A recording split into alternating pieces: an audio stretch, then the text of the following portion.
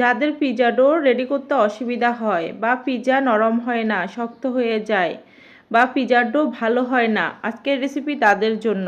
আটা ময়দার ঝামেলা ছাড়া, ইস্টের ঝামেলা ছাড়া আজকে আপনাদেরকে পিৎজা রেডি করে দেখাবো। আশা করি আপনাদের ভালো লাগবে। যদি ভালো লাগে অবশ্যই লাইক কমেন্ট শেয়ার করে পাশে থাকবেন। তো চলেন মূল রেসিপিতে কী কী লাগতেছে। তো এখানে কাঁচামরিচ কুচি, পেঁয়াজ কুচি, ধনিয়া পাতা কুচি, স্বাদমতো লবণ দিয়ে 2টা ডিমকে ভালো করে ফাটিয়ে তারপর আমি প্যানে দিয়ে দিয়েছি। এখন আমি পাউরুটি দিয়ে দিচ্ছি প্যানের উপরে। পাউরুটিগুলোকে সমান আকারে বসাতে হবে। তো দেখতেছেন আমার পাউরুটিগুলো আমি কেটে কেটে সুন্দর করে বসিয়ে নিয়েছি। তো এই পর্যায়ে এখন আমি খুব সাবধানে এটা উল্টিয়ে দিব। উল্টানোর সময় একটু সাবধানতা অবলম্বন করবেন, না হলে ভেঙে যেতে পারে। ডিমটা হয়ে আসলে তারপরে এটা উল্টিয়ে দিতে হবে। তো দেখতেছেন আমার উল্টানো হয়ে গেছে। এখন ভালো করে আমি সমান করে নিয়েছি। তো এই পর্যায়ে এখন আমি সস দিয়ে দিচ্ছি।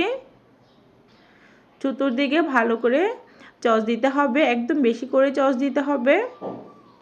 এই পিৎজাটা দোকানের চেয়ে কোনো অংশে কম হবে না, খেতে দারুণ হয়, বিশ্বাস করেন, একবার হলেও ট্রাই করে দেখবেন। তো এখন আমি ক্যাপসিকাম দিয়ে দিচ্ছি। আপনাদের বাসায় যদি ক্যাপসিকাম না থাকে তাহলে টমেটোও দিতে পারেন। তো এখন পেঁয়াজ দিয়ে দিয়েছি। তো এখন চিজ দিয়ে দিচ্ছি, বেশি করে চিজ দিয়ে দিয়েছি।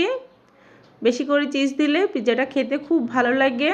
তো এখন ঢাকনা দিয়ে ডেকে দিব, কিছুক্ষণ ঢাকনা দিয়ে মিডিয়াম আঁচে রান্না করে নেব।